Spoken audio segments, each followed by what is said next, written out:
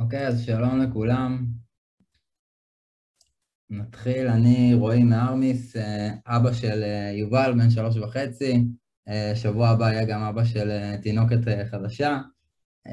תואר ראשון בהנדסת חשמל, תואר שני במדעי המחשב, והיום אני מנהל את צוות ה-Data Infrastructure בארמיס. לפני כן ניהלתי קבוצה במטום במדיה גרופ, תחום של האתק, ולפני כן הייתי בתחום החומרה, VLSI Design Engineer בסיבה DSP ואינטל, בהם פיתחתי מעבדים.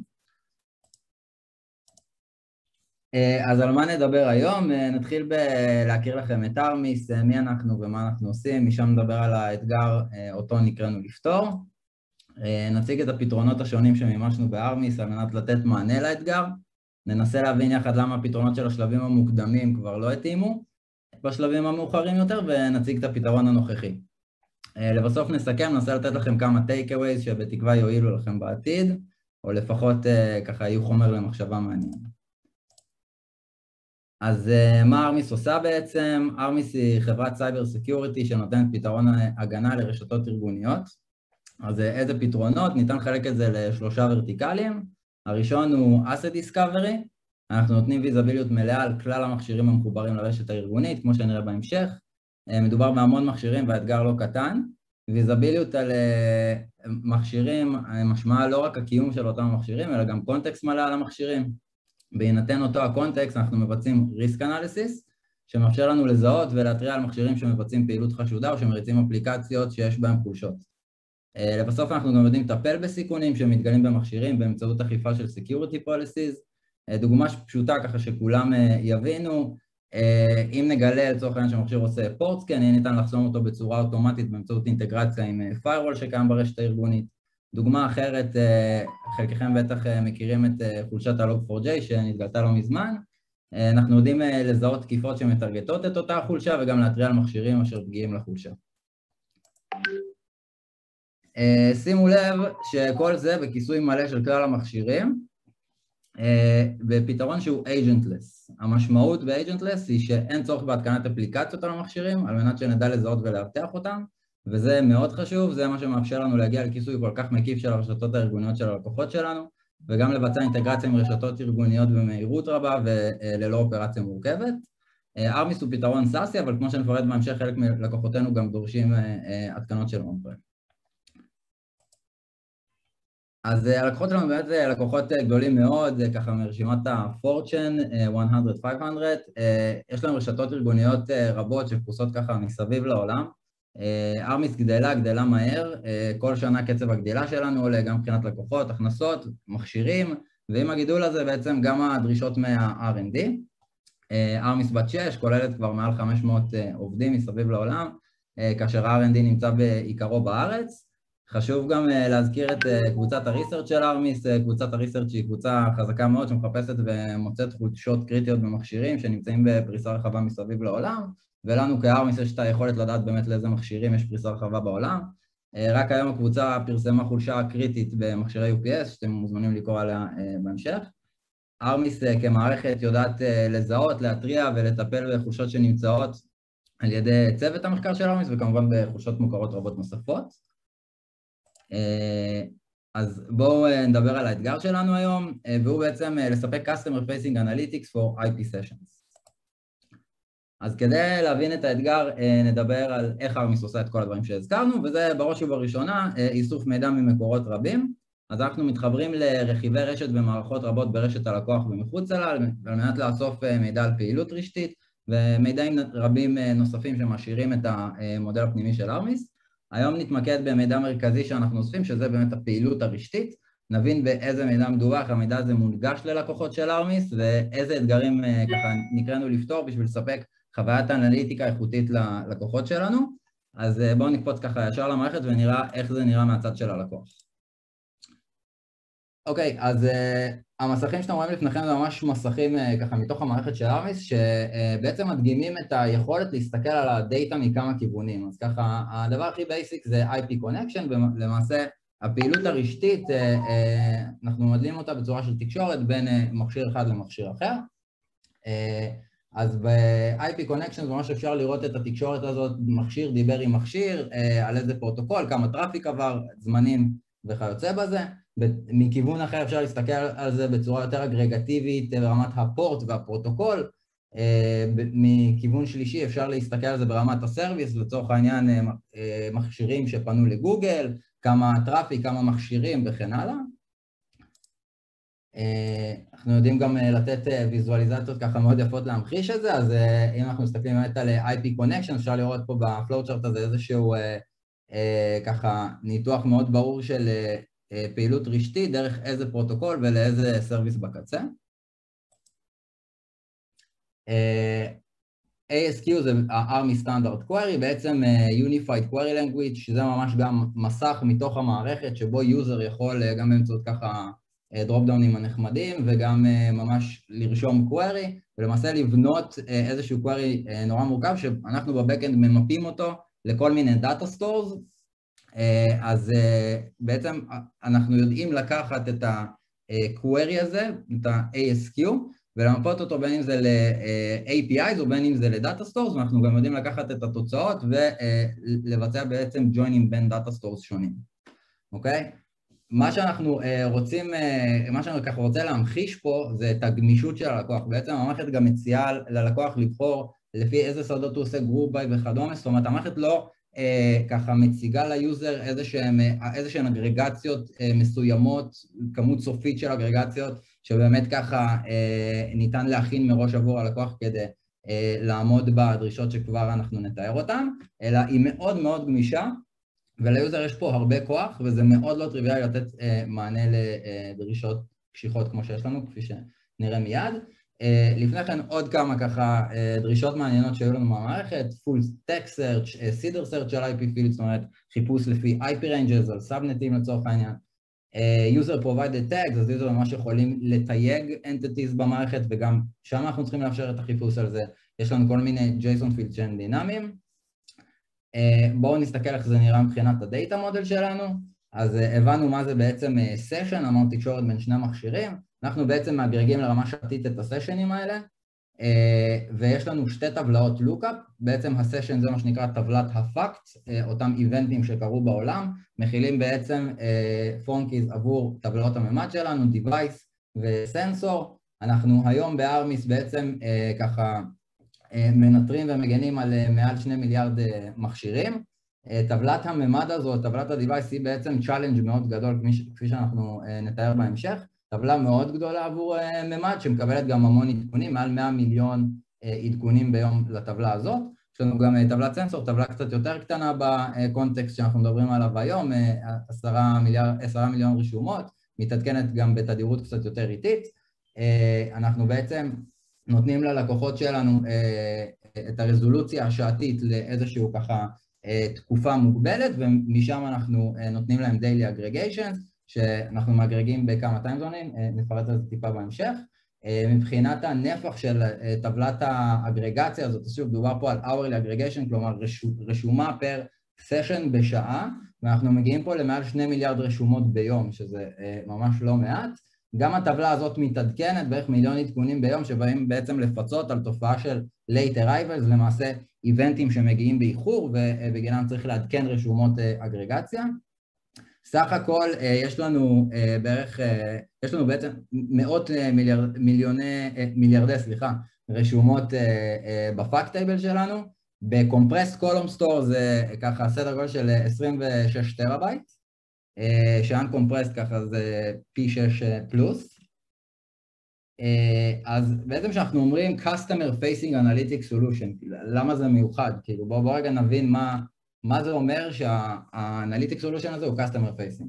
אז יש פה כמה דברים שהם קריטיים עבור לקוח, שהם מאוד שונים אל מול מערכת BI לצורך העניין שניתנת פנימית בתוך ארגון. אז בראש ובראשונה Query Latency, אז מה בעצם ה-Query Latency הנדרש? אז צריך להגדיר, וזה מה שאנחנו הגדרנו עבור הלקוחות שלנו.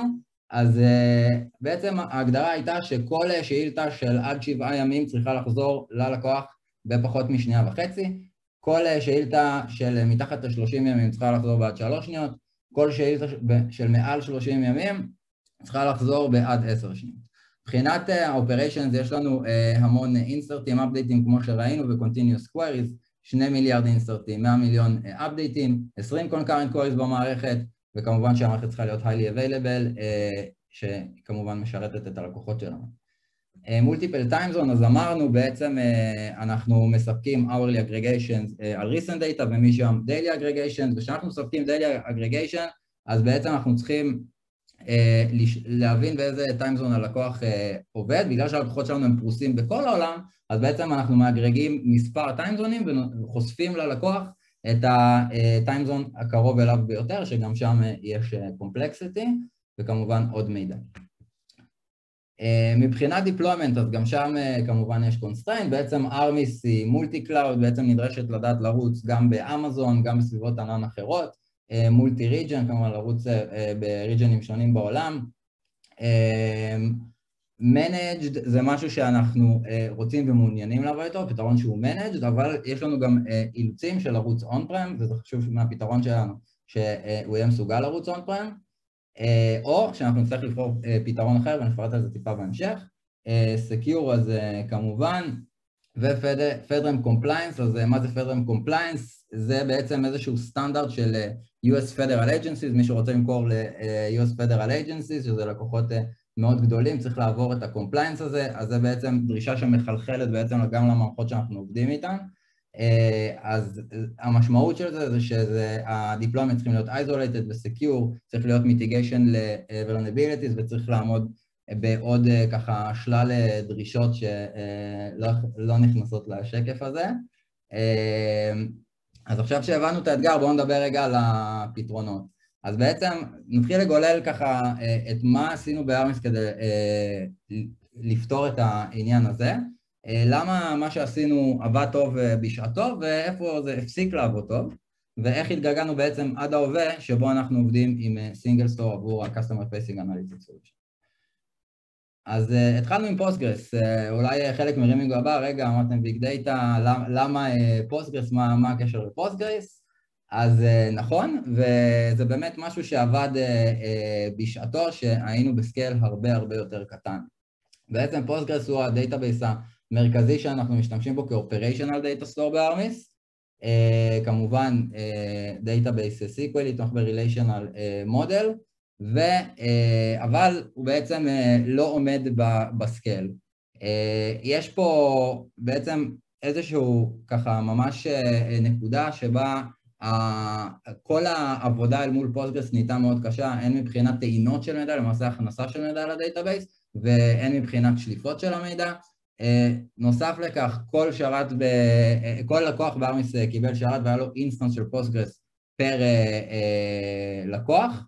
הדבר הזה נהיה גם מאוד יקר, הגענו למצב של מאות שרתים וגם המון סטורג' שנדרש אפילו רק בשביל הדאטה הזה, כי בעצם פוסטגרס שומר את המידע בצורה שהיא פחות אופטימלית מפתרונות גם אחרים.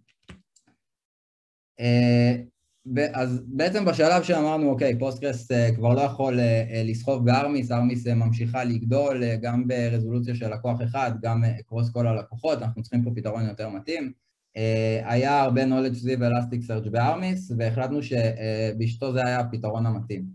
אז בואו נראה למה זה באמת היה הפתרון המתאים, ואיפה זה הפסיק להיות הפתרון המתאים. אז Elastic, כמו שאנחנו יודעים, הוא מעולה לחיפושים, הוא open source, אבל אפשר לקחת אותו גם managed, הוא federal compliance, הוא עובד מעולה שיש volumes שהם reasonable, מי שעבד עם Elastic אולי רגע יגיד, מה זאת אומרת, הוא גם טוב להמון דאטה, ונכון, הוא גם טוב להמון דאטה, אבל תלוי בקונסטרנטים. אז אצלנו בעצם, כמו שראיתם, יש לנו ממדים שמתעדכנים בתדירות מאוד גבוהה, זה מיליונים של ככה עדכונים ביום, ובאלסטיק-סרצ' בשביל לתמוך ב-use case שלנו, היינו צריכים לעשות מה שנקרא de-normalization, או pre-join למידע, כלומר אותה רשומת פאקט, היינו צריכים לעשות לה pre-join עם הממדים, לשטח את זה לכדי איזשהו דוקיומנט אחד, ולדחוף אותו as is לאלסטיק-סרצ'. אז כמובן שיש פה את העניין של כפילות של מידע, שחוזר על עצמו בכל רשומה, אבל יותר כואב מזה זה לעדכן את המידע הזה. מה בעצם קורה אם יתעדכן לי device מסוים? אני בעצם צריך לבוא ולמצוא את כל הרשומות שבהן מופיע אותו קופי של ה-device ולעדכן אותם, שאסנצ'לי זה אומר לאנדקס אותם מחדש לאלסטיק, לדחוף אותם מחדש לאלסטיק, והדבר הזה הוא גם יקר וגם מאוד מאוד מורכב. אז בעצם מיליונים של עדכונים, ראינו כמו שיש לנו ממש לרשומות של ה-Lookup Tables, הופכים למיליארדים של עדכונים ב-Elasticsearch. אז זה מאוד מאוד, זה מוסיף המון המון מורכבות לפייפליין עצמו, של בכלל לנהל תהליך כזה שיודע לעשות את העדכונים האלה, וזה מאוד מאוד יקר לתמוך בזה. זאת אומרת, הגענו פה למצב, עם הזמן, באמת עבד לנו מעולה בהתחלה שהווליום זה היו ככה reasonable, אבל ככל שגדלנו בנפחים ובקצבי העדכונים, הפתרון נהיה מאוד מאוד יקר, ומבחינתנו זה כבר היה לא לגיטימי, ברמה שאפשר להגיד, couldn't scale, אוקיי? ואז ככה חזרנו שולחננו, אוקיי, מה ככה next gen solution בארמיס, ומשהו שיסחוב איתנו הרבה שנים קדימה, שאנחנו כבר תכננו גדילה רחוק בזמן. אז בסוף הגענו לסינגל סטור, אבל מה שמעניין זה איך הגענו לסינגל סטור. אז זה ממש הקשיחות כפי שהגדרנו אותם ולמה זה באמת מתאים, אז כמו שאיליה הסביר, מבחינת סקייל, באמת הוא יודע לעשות את הסקייל אאוט בצורה שהיא ליניארית, אפשר פשוט להוסיף ולהוסיף שרתים. Powerful Hybrid Relational Model, including column store with row level locking, שזה משהו מאוד ככה יוניקי. בעצם סינגל סטור יודע לתמוך בקולום סטור, שזה באמת הסטורג' העדיף ל-workload שהוא אנליטי, ובמקביל הוא יודע לתמוך ב-frequently updating dimensions. כמובן מודל רלציוני, Global Deployment, אפשר לקחת אותו בפלייבורד שהוא Managed, וגם אפשר להתקין אותו on-prem, יש לו Federal Compliance, זה למעשה תהליך שאנחנו מבצעים ביחד עם סינגל סטור, את כל הנושא של Federal Compliance, ויש פה שותפים מאוד חשובים, כמו שאני ככה אפרט בהמשך ותבינו למה זה מאוד חשוב, שזה טווינגו וסינגל סטור שככה ליוו אותנו כל הדרך. אז איך בעצם התחלנו לעשות evaluation לסינגל סטור? אז אחרי ככה מחקר לכל מיני פתרונות במפה המורכבת שאיליה הציג, זיקקנו את זה לשני קנדידטים עבורנו, סינגל סטור וביקווירי. כמובן שביקווירי הוא פתרון סאסי, ויש פה את הטרייד-אוף של אם אנחנו הולכים עליו, אנחנו מבינים שאנחנו צריכים עוד פתרון לקייסים של ה-on-prem, ונפרט על זה טיפה בהמשך, עוד ניגע בזה. אז בעצם עבדנו עם טווינגו על POC מאוד מאוד אינטנסיבי, שבמהלכו סימלצנו ממש real production workloads, גם את ה-ingestion flows, גם query rate ב-concurrency שהגדרנו וכולי. המשכנו לעשות איטרציות בשביל לאפטם את המודלינג שלנו, את התהליכים של הטעינה שלנו, את ה-query performance שלנו, ואפילו סימלצנו את ה-expected growth שלנו כדי ממש לראות במהלך ה-POC כבר איך זה ייראה בעוד שנה, כן? לראות שה-assumptions שלנו הם באמת מתממשים. אז באמת בקצה של כל החוויה הזאת שלקחה מספר חודשים, אפשר להגיד שהוכחנו שסינגל סטור ככה satisfies את כל ה-requirements, מבחינת פרפורמנס וסימפליסיטי של מודלינג, באמת סינגל סטור עבד בצורה שהיא מדהימה. ה-deployment options של סינגל סטור זה גם משהו שכמו שאמרנו אנחנו צריכים את זה, זה למעשה דרישה, והמשמעות היא שאם אנחנו נבחר פתרון שלא יודע להיות deployed בכל המקומות שאנחנו צריכים, אנחנו נצטרך עוד פתרון. קיבלנו גם ממש reliable estimation של cost, שזה משהו שמאוד מאוד קשה לעשות ב-POC, ובאמת בשיתוף ככה עבודה צמודה עם טווינגו, עם איליה, והמשך ככה דיוק של השלבים של ה-POC, התחלנו להגיע למשהו שבדיעבד עשינו בצורה נהדרת, כי ה-cost שעלה לנו בפועל, ממש צפינו אותו בצורה מאוד מדויקת במהלך ה-POC, שזה מאוד מאוד לא טריוויאלי. אז לעומת ככה הפתרונות הקודמים, אנחנו מדברים פה על הרבה פחות חומרה, פי 6 פחות חומרה, 60% reduction בקוסט, scalable, ובעצם המציאות כבר מראה את זה, מאז שנכנסנו עם סינגל סטור כבר גדלנו פי 2, performance, high concurrency ביחד עם fast ingestion, simplified modeling ו-flow, פחות complexity בכל הפייפליין, ועוד רגע אנחנו נראה איך זה נראה, וכמובן תומך, כמו שאמרתי, ב-various deployment options, אז איך באמת זה נראה, מאוד ב-high level.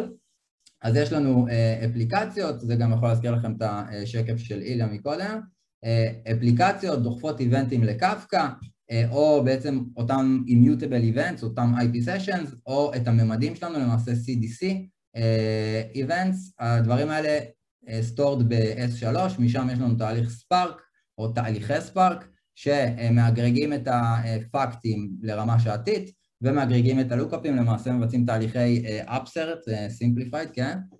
אבל מבצעים איזשהו תהליך של upsert by key כזה, לטבלאות הממד שלנו, שולחים את הרשומות שצריכות להיטען לכיוון הסינגל סטור. בעצם פה יש לוגיקה שהיא יחסית חכמה, שיודעת בעצם לשלוח את המינימום לכיוון סינגל סטור. היא עושה את זה באמצעות רכיב סינגל סטור שנקרא S3 Pipeline, שהוא יודע בעצם לדגום כל הזמן בקט, שאנחנו בעצם כותבים אליו מספארק, ומשם לטעון את זה, ולמעשה באמצעות פרוצדורות סיקווליות שמוגדרות בסינגל סטור. יש לנו סטק של סרוויסים שתומך בפלואו הזה, שהוא כמובן יותר מורכב מה-high level שאני מתאר פה. מהצד של היוזרים, אז הם באמת מגיעים עם איזשהו ASQ, אותו Unified Query Language שאנחנו תיארנו קודם, ל-Query Service שמתרגם באמצעות SQL Alchemy, שזה גם היה לנו מאוד חשוב, להשתמש פה ב-ORM, מתרגם את ה-ASQ ל-SQL, שולח לסינגל סטור ומחזיר ליוזר. אז זה ככה פתרון מאוד מאוד ב-high level.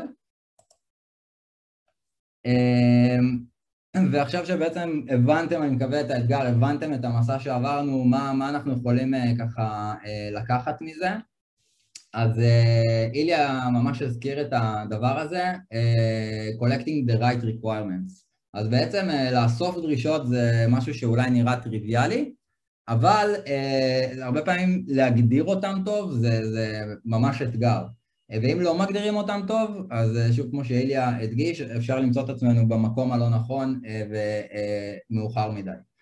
אז הדברים שאנחנו מצאנו שמאוד חשובים להגדיר ל-Analytical Database Backend Solution, אפשר ככה להכליל את זה, הם Query Latency, Query Rates, Data Skew שזה מאוד חשוב. בעצם אם אנחנו לוקחים הנחות שהן לא ולידיות על הדיסטריביושן של הדאטה שלנו, יכול להיות שכל מה שנעשה בשלבי POC או בשלבים של בעצם בחינה של פתרון, פשוט ההנחות האלה יתממשו כלא נכונות בהמשך, וכל מה שעשינו פשוט לא יעבוד טוב בגלל זה.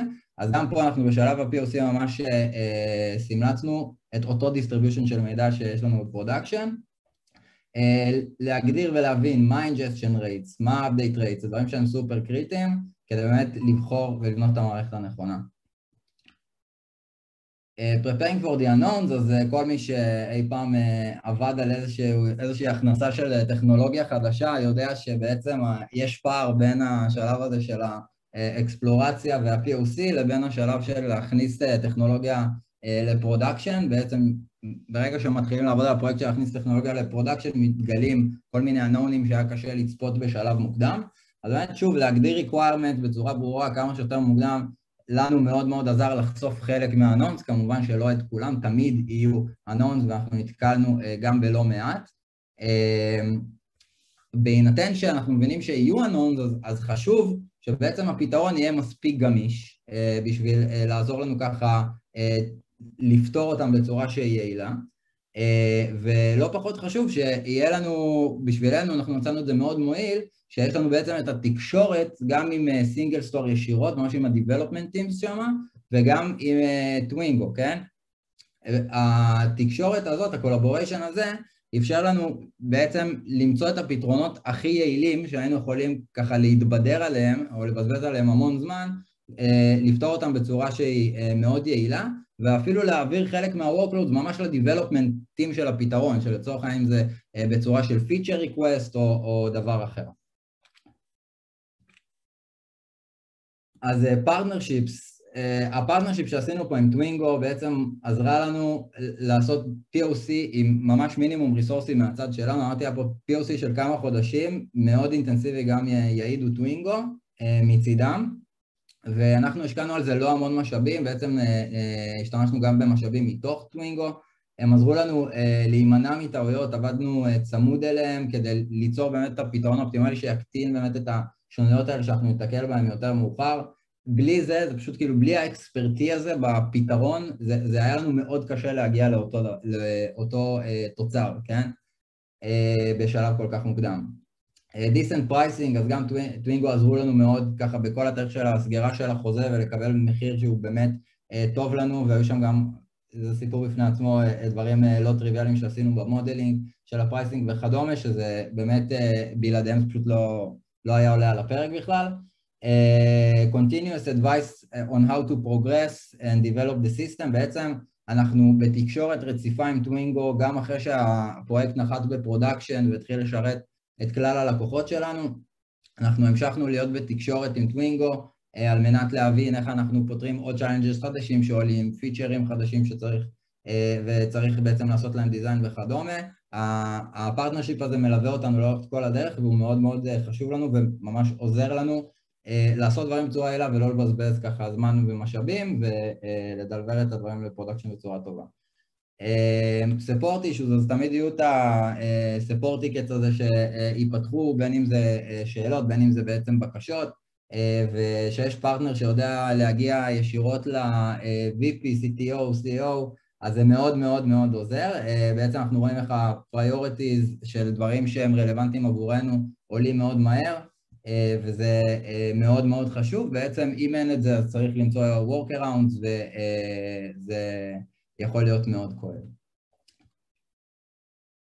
אז that said, באמת כמו שוודאי הבנתם, אנחנו מרוצים מהבחירה הזאת ללכת לסינגל סטור, אנחנו בוחנים אותו ל-use cases נוספים בארמיס, ממש היום מתבצע POC נוסף, גם לאיזשהו use case שהוא אנליטי, שהיום משתמש ב-Elasticsearch, ואנחנו רוצים גם אותו להעביר לסינגל סטור, ויש לנו גם plan לעשות evaluation לסינגל סטור ל-use cases נוספים, שהם לא בהכרח אנליטיקל, כמו שהבנתם איליה ותבינו מיד מג'ורדן.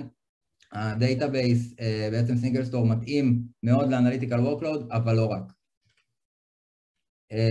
אז זה הכל. לשאלות גם יכולים לשאול בצ'אט, ויהיה בסוף, לאחר הרצאה של ג'ורדן, יהיה עוד זמן שאלות. אנחנו מגייסים למגוון משרות, אתם מוזמנים להיכנס ל-Armis.com Careers, Data Engineers, Backend Engineers, Frontend Engineers, you name it.